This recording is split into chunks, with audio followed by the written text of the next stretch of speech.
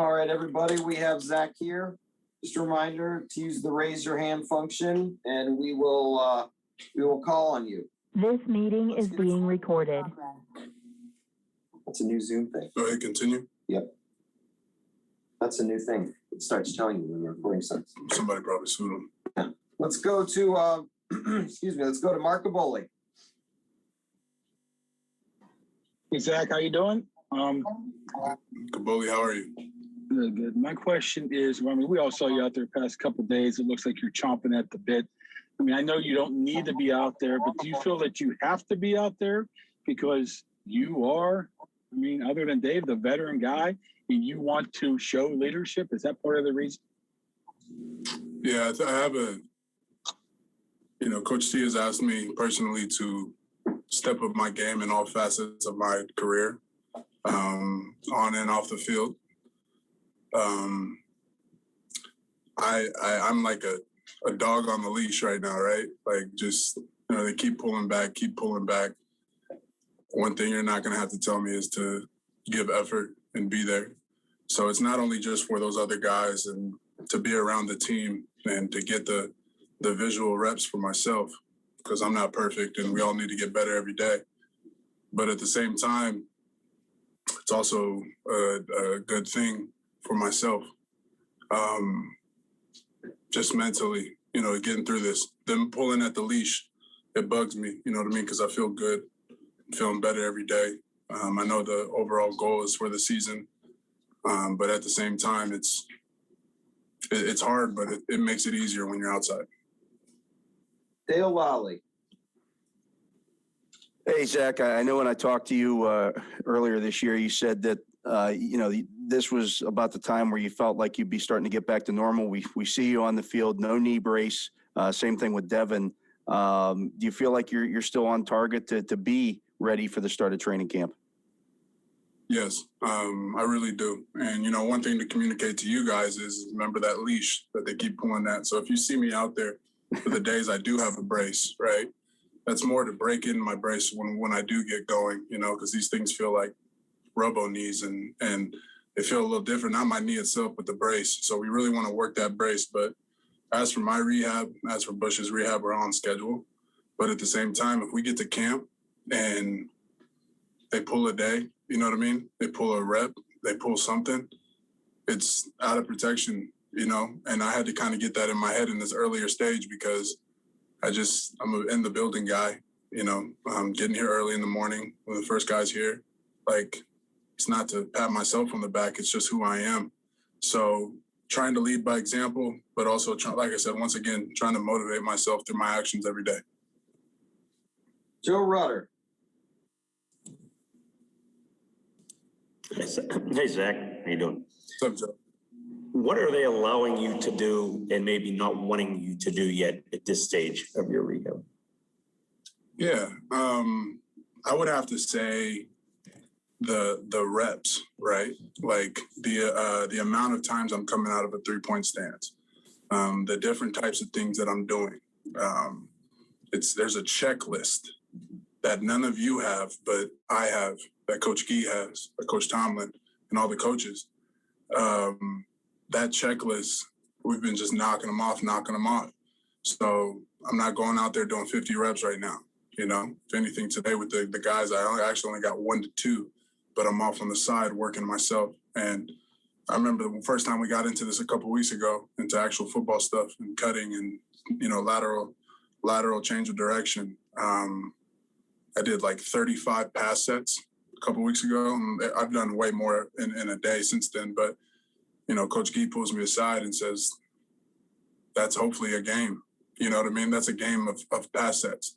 That's a realistic look. So they're so detailed. They know what they're doing. They've done this with amazing players in the past, like Heath Miller. I know Heath Miller, a lot of his notes and stuff like that are into my rehab. And you guys saw how tremendous he was when he got back.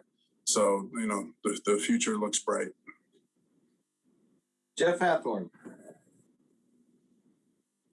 Hey, Zach. What's up, Jeff? We heard from Kevin yesterday about Coach Clem and the attitude and this mentality that he brings. What can you tell us about what that's like and what's maybe different with him? Yeah, he's just like me, right? Inner city West Coast kid. He's from Inglewood, California. We're built different, you know, on how we were raised, how we were coached. And, you know, him being a player's coach too as well. And when you hear that, that's not like a typical coach when you say, you know, players like him more. He actually played is what I mean. And that experience is there. He played, he has a whole bunch of rings from his playing days. And his mentality is not only to get better every single day, but to work on the details and hold each other accountable. I think those are the biggest couple of things. And it sometimes doesn't look pretty, right? But we need that. And when I say we need that, this is the National Football League. Like, you know, there's some guys across on these 32 teams that make 10 times as much as their coaches. But when you put it into the type of respect level that we have for him, we don't have those big heads in this room. We don't have those type of egos in this room. Everybody in this room wants to be coached. Everybody knows the chip that we have on our shoulders that we want to play with. And Clem's stepping up to the plate. And I love him for it. He's doing a great job. Brooke Pryor. Hey, Zach, actually going off of that, it's perfect timing. I wanted to ask a little bit more about Hi, Coach Brooke. Clem. How much were you able to work with him last year while you were going through the ACL tear? I mean, even just in the classroom. And one thing specifically that Kevin mentioned is that he uses more aggressive verbiage, you know, instead of saying set a block, he's saying, you know, run through a guy's face, things like that. Yeah. Can you tell a tangible difference in how that makes you guys feel and how that can translate on the field? We call that necessary violence, Brooke. Like it's you want offensive line is a very tough thing to love, right? We don't want to play offensive line when you're little. You want to catch the ball, you want to throw the ball, you want to run around. There's that type of quote unquote not hurt somebody on purpose, but that thug mentality that we have when we put our helmets on. It's still professional, still structured. I want to reiterate that too, because his professionalism is through the roof. But when I look at my guys going out in the tunnel, going out anywhere, I'm looking at them and I'm saying, let's effing go. And we have that now as a coach. And, you know, a lot of people talk about last year and Clem developing, you know, guys, younger guys like Kevin Dotson, other guys who just got here, and even some of the vets too. You know, that's something that's missing in his resume that people don't talk about. But I mean, he's been here for 2 years. And, you know, a lot of people want to talk about the film that I put on when I was playing jumbo tight end a couple of years ago. You guys got to realize, like, the head O-line coach has a lot of things on his plate during the season and in postseason. A lot of it is more schematic. A lot of it is more, don't get me wrong, coaching your overall technique that you want in the room. But the second coach, the assistant coach, gets a lot of individual time with the young guys because usually they're staying in the back with us, right? When we're out on team or something. So, you know, back in the day when I was a swing tackle, I'd be in the back. We'd be working on footwork. We've been working on mentality. Like, you know, that's that killer instinct doesn't come naturally for some guys. And sometimes that has to be coached. And so when you have that technician and then he's given the overall job, then he's basically he's rewriting our Bible that we live by. You know, the technique, the fundamentals, things that we're coming out and doing. That's something that he does. And Simo, Chris Morgan, is in the back doing that secondary job.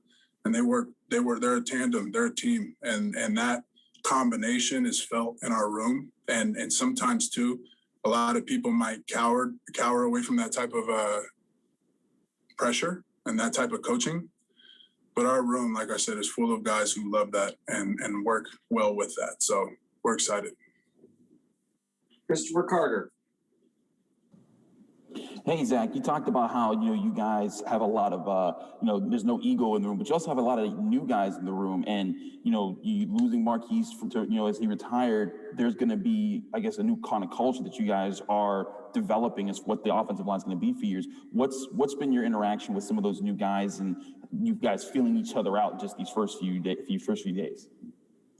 You'll never be able to fill a gap that 53 left. No one will. It's just because he's his own guy, and he was a center, right? That's a different that's a whole different book. But at the same time, it's not almost like creating a new environment. It's taking all the great things from it, right? From being here, Dave DeCastro's been here even longer. Those experiences, and I mean, come on, man, we're talking. A lot of people want to say a lot of bad things about us right now, and that's okay, but at the same time, a couple of years ago, we were known as the best offensive line in the league. How do you take those things that they passed on, and how do you create it in your own way? And that will be something that we'll have to continue to fill out for the summer. But I think we found it, and we're working really, really hard. Even though I mentioned the outside voices, that's only because of how interactive I am on social media and some of the other guys are. Like you just can't help but to be tweeted at by somebody. But when I tell you that when I wake up, like that's the last thing I'm thinking about. That's the last thing our guys are thinking about. We hardly ever even talk about it. The only time we'll talk about it is if we, loaf on a play or we loaf on something and we look at each other and pick each other up and remind each other about that chip on our shoulder, because we want that. Like I said, some people are scared of that pressure, but we welcome it. Let's go to Brian Bacco. Brian? Hi, Zach. Everything that you just mentioned, the thug mentality and, wanting to be better than last season. Do you see that in the young guys that you guys just drafted, Dan and Kendrick, and what stood out to you about them so far? Very coachable men. They take constructive criticism to the fullest.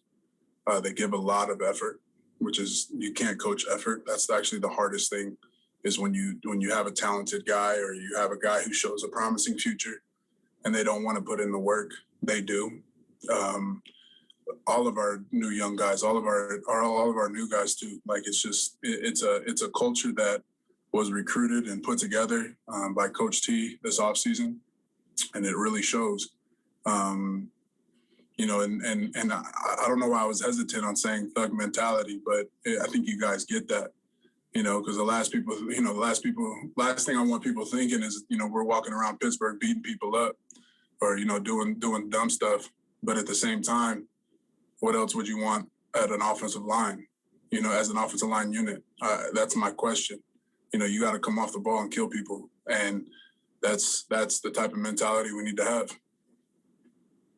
Noah Strackbean. Still on mute, Noah. No, Noah, you're on mute, buddy. It's okay. We good now? Can you hear me now? Yeah. What's going on, Zach? How are you? A lot of people are still. What's up? Nice sunroof. Thank you. A lot of people are still talking about Chooks being a weak spot over at the left tackle. I just want to know your thoughts on those thoughts. Well, tell them to sign a contract if they can do it better. Chucky is a hard worker. Love him to death. One of my closest friends on this team, if not my closest. And we both understand the pressures, right? As you keep stacking up years in the league, more and more responsibility is put on your shoulders and on your back. He's just like everyone else in the room. We welcome that pressure. Got time for a couple more. Missy, go right ahead. You're on mute too, Missy. You're muted too, Missy. I double tapped it. I know earlier this offseason you said you and Devin Bush have done a lot of rehab work together. What has it been like, kind of pushing each other, knowing you have to do it for yourself, but kind of having a partner in crime in that department? Bush is Bushy. That's what I call him. Bushy has been a tremendous mini twin. Is that the word I'll call him? I'll call him a little mini twin.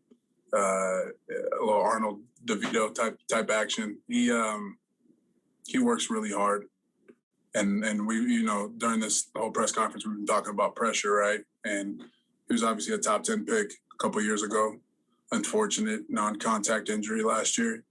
The hardest part about this injury process is getting back to being comfortable after you do heal.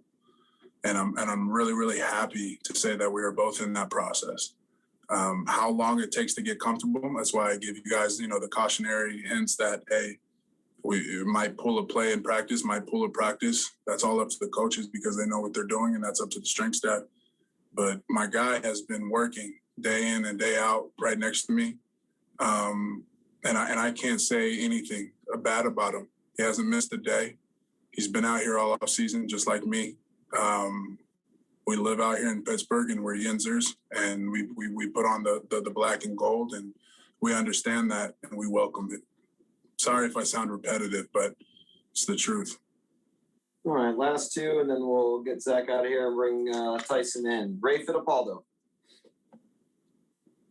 Hey, Zach, both you and Chooks have played the swing tackle, and last year you made the transition. Okay, you're just going to be on the right side, and now Chooks is doing the same thing on the left side. What's that offseason like? Is there a change in mentality, when you're going to be in line for a starting position, or when you're actually just concentrating on one position?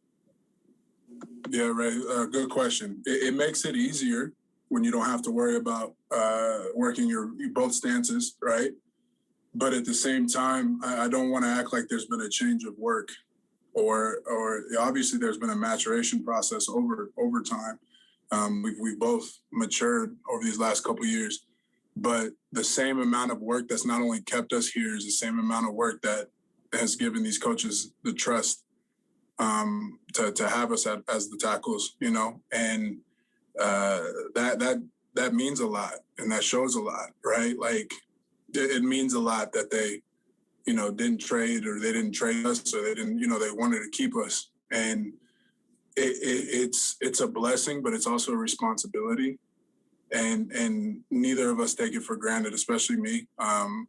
It's been a little different, right? Like today, you guys first saw me out there working with the guys a little bit. It's my first time coming out in the stance in a combo since the injury.